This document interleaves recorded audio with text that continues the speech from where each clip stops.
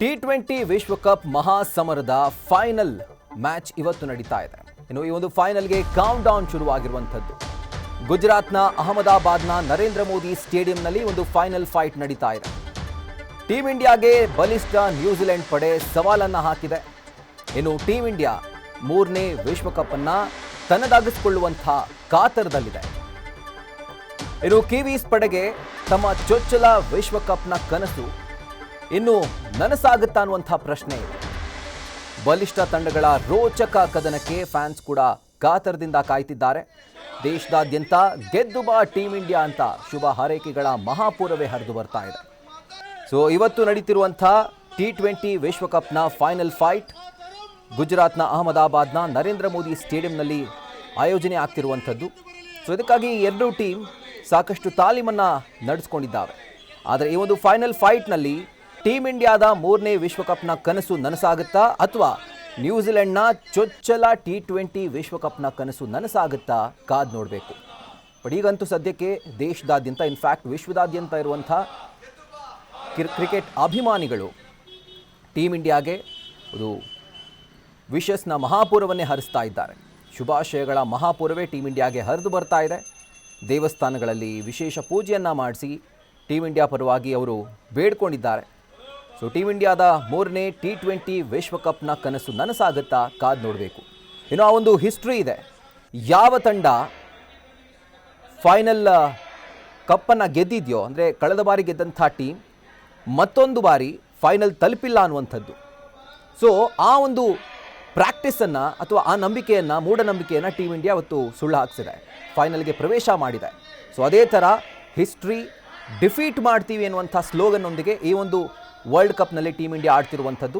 So ಅದೇ ಥರ ಇವತ್ತು ಫೈನಲ್ ಫೈಟ್ ಟೀಮ್ ಇಂಡಿಯಾ ಹಾಗೂ ನ್ಯೂಜಿಲೆಂಡ್ ನಡುವೆ ನಡೀತಾ ಇದೆ. 2020 ವರ್ಲ್ಡ್ ಕಪ್ಪುನಲ್ಲಿ ನಾವು ಹಿಂದೆ ಗೆದ್ದಿದ್ದೀವಿ. ಈ ಸತಿನೂ ನ್ಯೂಜಿಲೆಂಡ್ ವರ್ಸಸ್ ಇಂಡಿಯಾ ಗೆಲ್ತೈತೆ ಅಂತ ನಾನು ವಿಶ್ವಾಸದಿಂದ ಇದ್ದೀನಿ. ಭಾಳ ಒಳ್ಳೆಯ ಆಟಗಾರರಿದ್ದಾರೆ, ಭಾಳ ಚೆನ್ನಾಗಿ ಆಟ ಆಡ್ತಾ ಇದ್ದಾರೆ. ನಿಜವಾಗ್ಲೂ ಎಲ್ಲ ಯಂಗ್ಸ್ಟರ್ಸ್, ನಿಜವಾಗ್ಲೂ ಒಳ್ಳೆ ಟೀಮ್ ಇದೆ. ಭಾರತ ಗೆಲ್ಲುತ್ತಂತ ವಿಶ್ವಾಸದಿಂದಿದ್ದೀನಿ. ಗೆಲ್ಲುತ್ತೆ. ನಾನು ಕಂಟಿನ್ಯೂಸ್ ಆಗಿ ಎಲ್ಲ ಮ್ಯಾಚ್ಗಳನ್ನು ನೋಡ್ಕೊತಾನೆ ಬಂದಿದ್ದೀನಿ.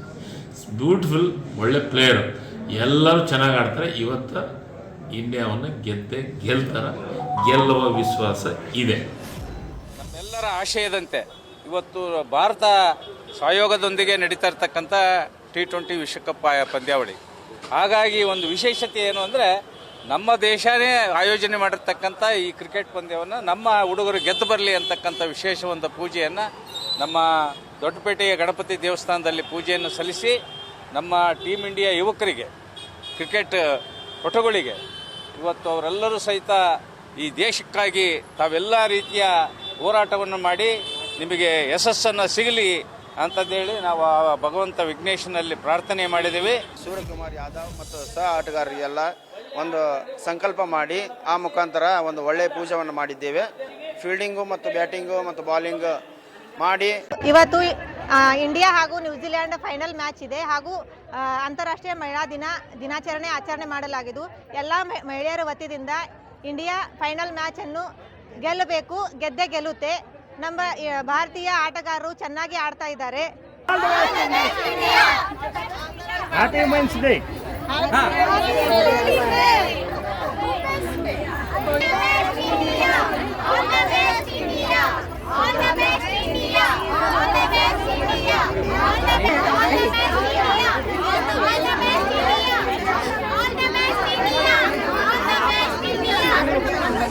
ಎಲ್ಲರೂ ಕೂಡಿ ಇವತ್ತಿನ ದಿವಸ ಒಟ್ಟು ಅವ್ರು ಏನು ಹೊಡಿತಾರೆ ನೋಡ್ರಿ. ಫಸ್ಟ್ ಬ್ಯಾಟಿಂಗ್ ಅವರು ನ್ಯೂಜಿಲೆಂಡ್ ತೊಗೊಂಡ್ರು. ನಮ್ಮ ಇಂಡಿಯಾದವರು 17 ಓವರ್ 3 ಬಾಲ್ ಹೊಡೆದ ಬಿಡ್ತಾರೆ. 100% ವಿನ್ ಆಗೋದು 99 ಅಲ್ಲ, 100.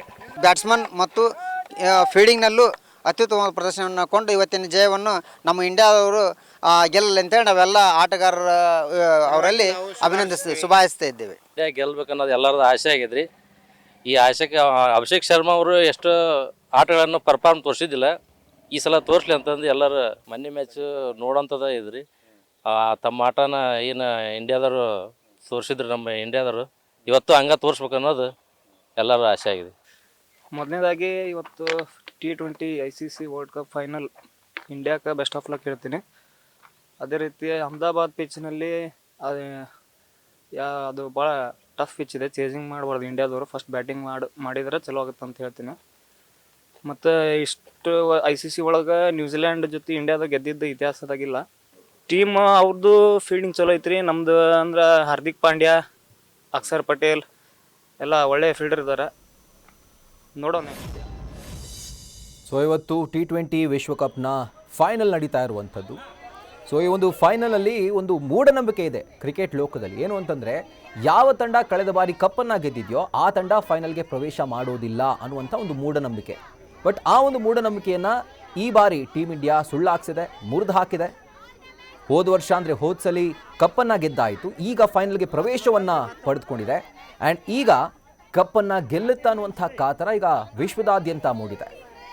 ಸೊ ಟೀಮ್ ಇಂಡಿಯಾ ಆ ಒಂದು ಹಿಸ್ಟ್ರಿಯನ್ನು ಡಿಫೀಟ್ ಮಾಡಿ ಮತ್ತೊಮ್ಮೆ ಹಿಸ್ಟ್ರಿಯನ್ನು ರಿಪೀಟ್ ಮಾಡುತ್ತಾ ಅನ್ನುವಂಥ ಪ್ರಶ್ನೆ ಈಗ ಕಾಡ್ತಿರುವಂಥದ್ದು. ಹಾಗೂ ಇದಕ್ಕೆ ಸಂಬಂಧಪಟ್ಟಂತೆ ವಿಶ್ವದಾದ್ಯಂತ ಇರುವಂಥ ಕ್ರೀಡಾಭಿಮಾನಿಗಳು ಟೀಮ್ ಇಂಡಿಯಾಗೆ ವಿಶ್ ಮಾಡಿದ್ದಾರೆ.